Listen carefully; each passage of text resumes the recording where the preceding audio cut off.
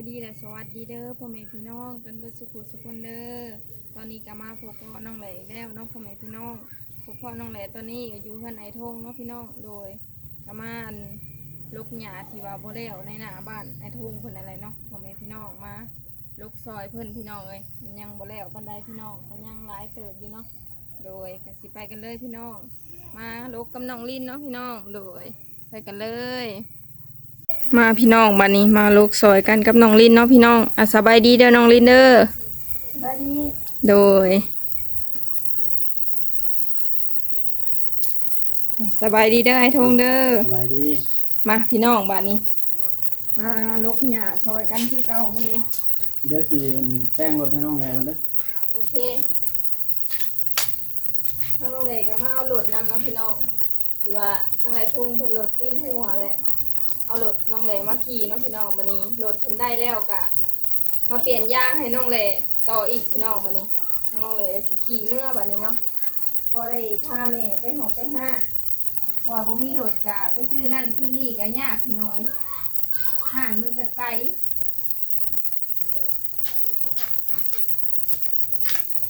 เอาเสียมมากค่ะบ่ได้เสียซ้ำมันลกง่าย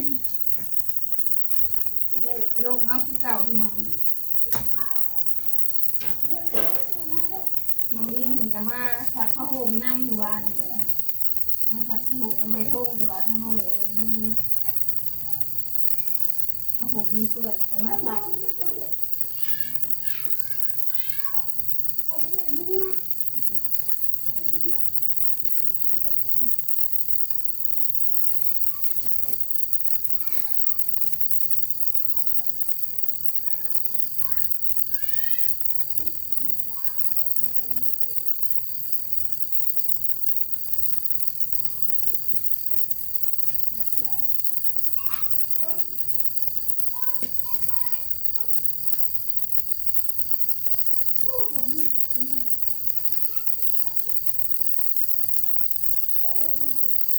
มันเช้านี้ทั้งน้องเหลวกับลูกอยู่ทั้ง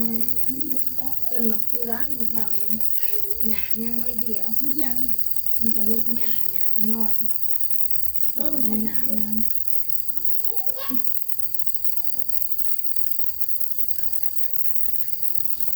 น้องลินเงียบเลยน้องลินหัวอย่างเลยเนาะแป้งรถได้ละแป้งรถลินมาจับกล้องยังไงก่อนลุงฮะเนี่ย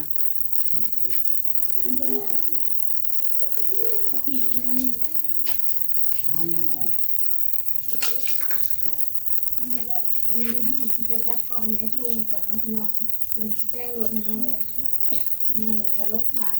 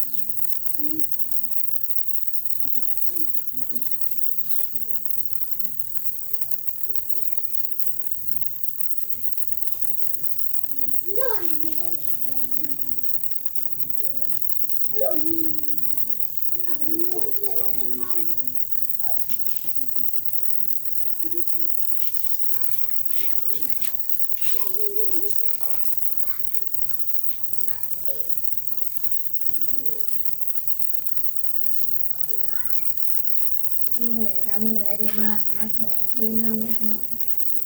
มีจังเล่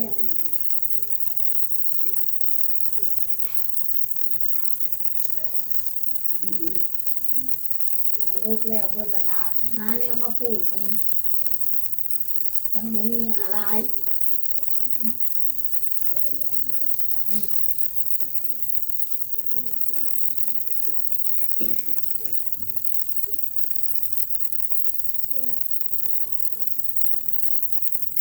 ลินลิน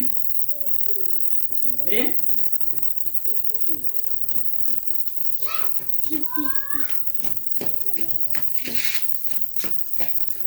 ยังกระเจี๊ยบรถ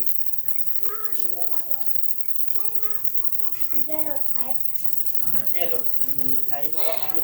ก้อนวะ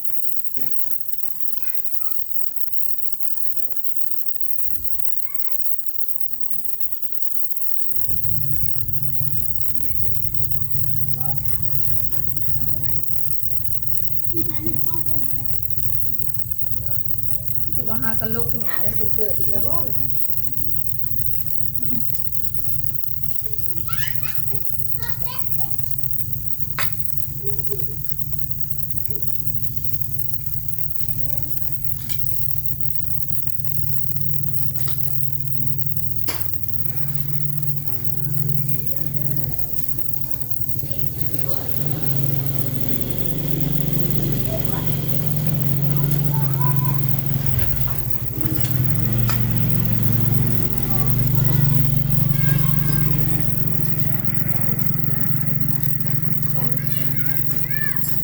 เอาตัวเก่าก่อนเนาะน้ำแดดใส่หลดแล้วเนาะเอาตัวเก่าที่หลดซาเล้งใส่ก่อนแล้วเนาะตอนนี้ทั้งนี้เอาไปขายแล้วเนาะหลดซาเล้งช่วงบุญวันพระเอาไปขายแล้วเดี๋ยวมันเทมแล้วเนาะบุญเงินแพงขายออกไปเนาะพี่น้องโอเคเนาะเดี๋ยวมันเป็นกระสีเอายางเนาะ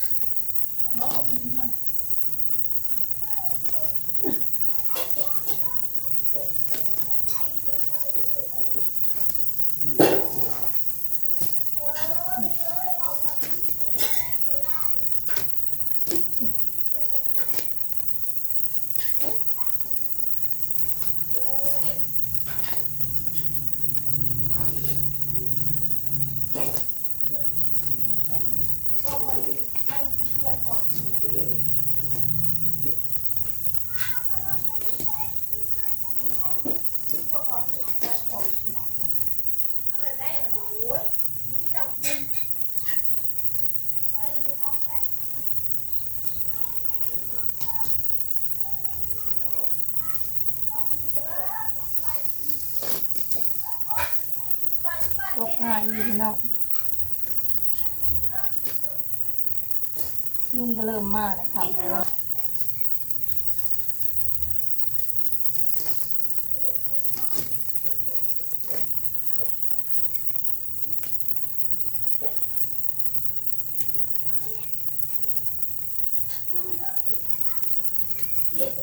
หลังจะเป็น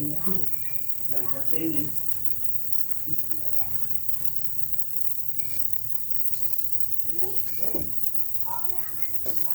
เวลาเราอยู่เนาะ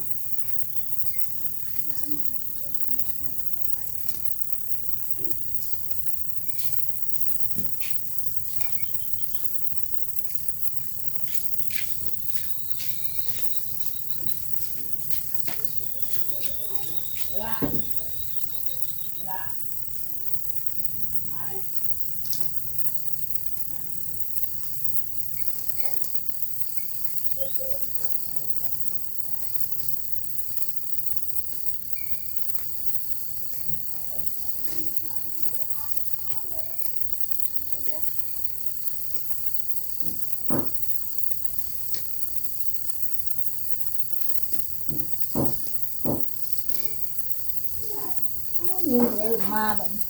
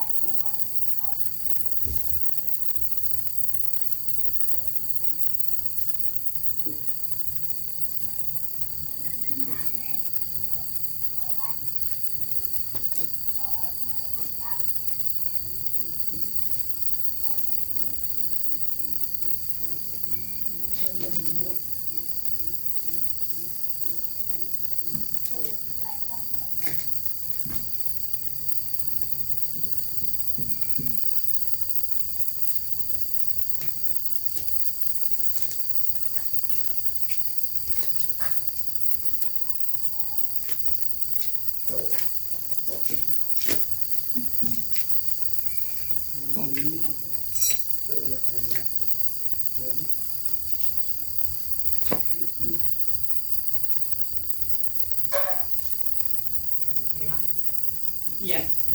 ว่าตัวนี้เอามาแต่เพื่อนเนาะรู้สึกว่าเก่าๆตัวนี้รู้สึกว่าใหม่เนี่ยจังหน่อยเนาะน่าจะบอกว่านั่นอีกที่หนึ่งก็คือตัวนั่นเนาะของพี่น้องมันหยาบเลยตัวนี้น่าจะได้อยู่เก็บผ้ามุม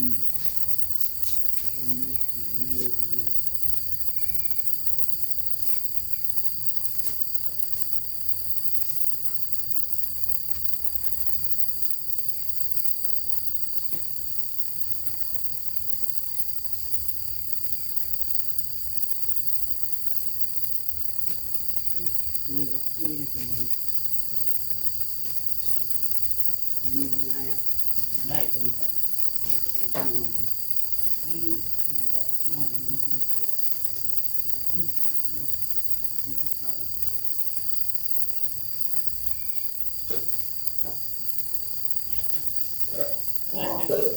มันจะได้นี่ฮะ ยุ่งเนาะ เวลาเราใส่กันเนาะเราใส่มันถึงไม่ได้ เอาลกพี่น้องยุ่งไรยุ่งเริ่มมาเลย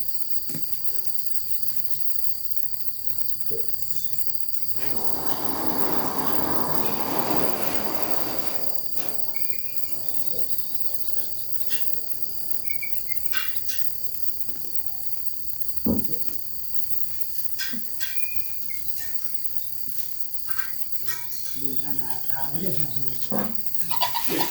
ยัง ดูอาณาตาไม่เลยนะมีเงี้ยเห็นกับต้น เนี่ยก็มา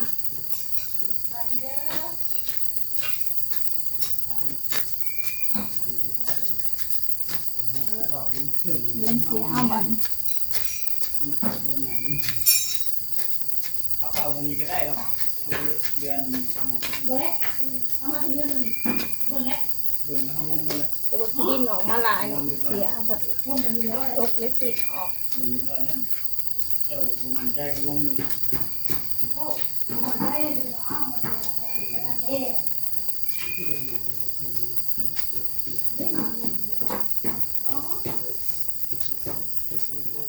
นี้ตัวนี้เนี่ย โอ้ยตัวนี้นะ มันก็ตัวนั้นเก็บของเก่าเลย เอาเดี๋ยวเอา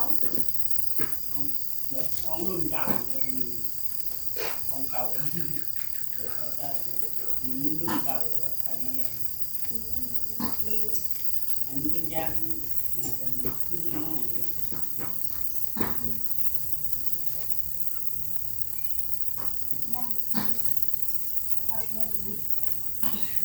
เอาเห็นเงินย่างอะไรราคาบอกแพงราคาย่างด้วยเนี่ยคนนี้เดี๋ยวแพงแล้วตัวแพงจักเลยเดี๋ยวนี้ไหนก็มาดูมันพอได้อะมาเบิ่งดูมันจะหนีแล้วอ๋อมันเดี๋ยวตั้งได้เลยเนี่ย เดี๋ยวรถ ดีเบตแต่มันหักกล้วยนี่ว่านี่เลยเก่งนะดูดีนะฮะอะไรมาดิเอาอันนี้อันนี้ทำเหลือจะมา ไปเสียบคุณตัวนั้นอยู่มันมีหลายอันอยู่จัง โต้ ไปเสียบคุณ เดี๋ยวไปใส่ตีรถอะไรให้บังละ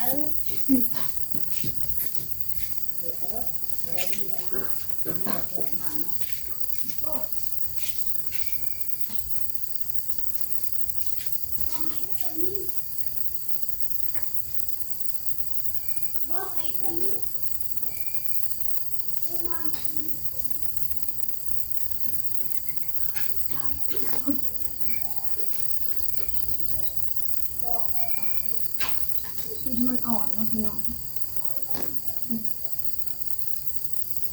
ลูกเลยสิพี่น้องนะ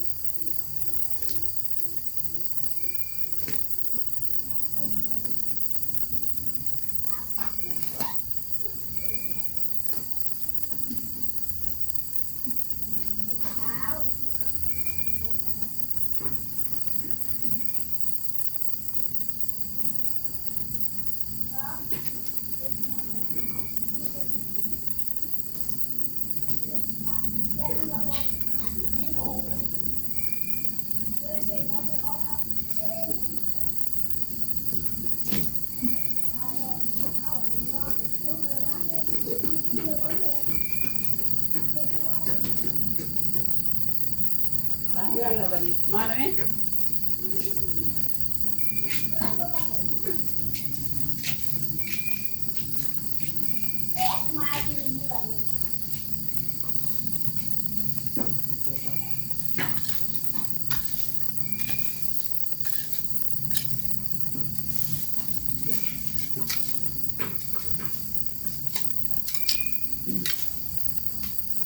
ผ้าขึ้นมาก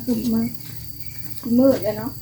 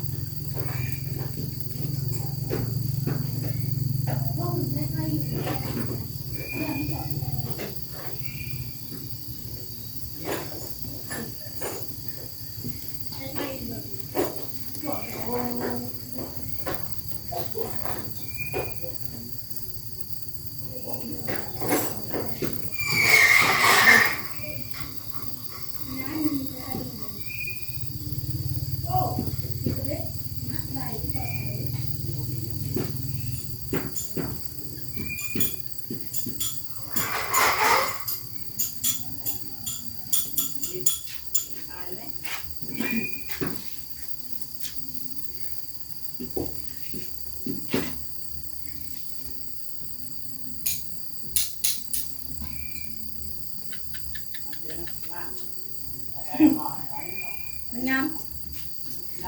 ฮะโอ้ยเอามือเงินแล้วกิน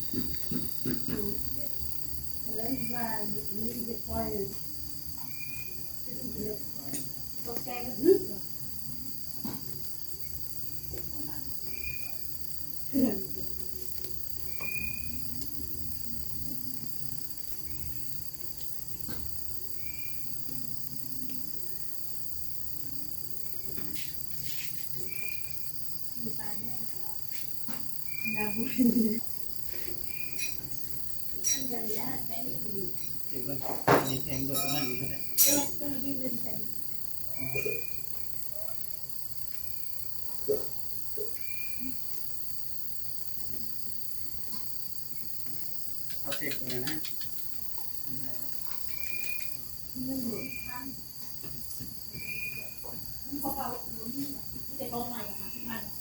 เป็นลายเติบแล้วพี่น้องวันนี้